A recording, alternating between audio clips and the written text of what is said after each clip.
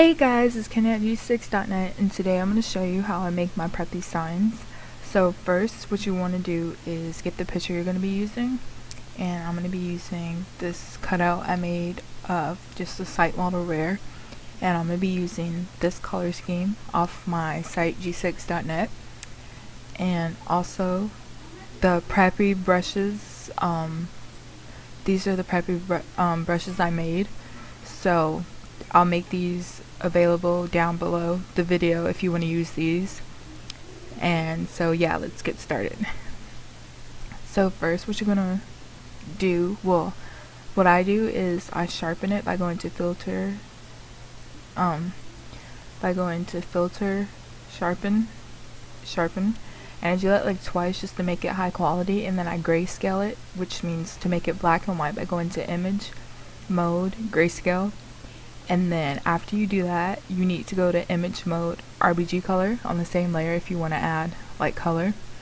And I'll make a tutorial on how to make colors on the site models like shirt and how to do like makeup later, but I already did it in Cutout. So first, you want to select the site model like that by using the magic wand tool.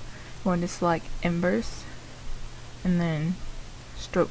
And then stroke around the site model by going to blend, right clicking on the site model's picture and going to blending options, stroke, and I usually make the size 2 and make the color white.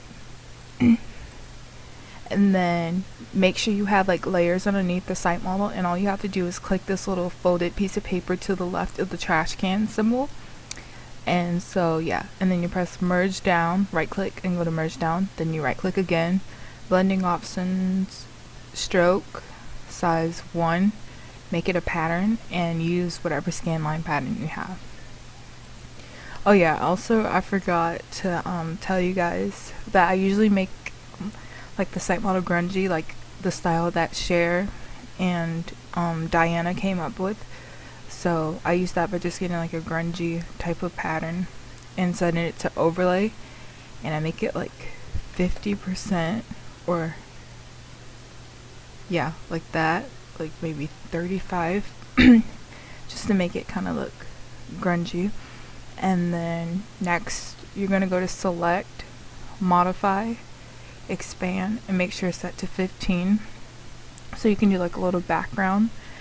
And I usually click on the bottom layer and go to gradient, which is this little, looks like a piece of paper with black and white, and you just drag it down to add the color. And then I also make this part grungy, so it'd be the same settings by right clicking and then going to pattern overlay, the grunge, select like a grungy brush and set it to overlay, and like 50, or no, I'm gonna do 35, the same as her, no, 50, sorry. You set it to that and click OK, and then I use this brush here, I'll outline it, this brush right here for the background. So make sure the color is set to white, and you click on the brush tool and you're just gonna stamp the little star brush like that.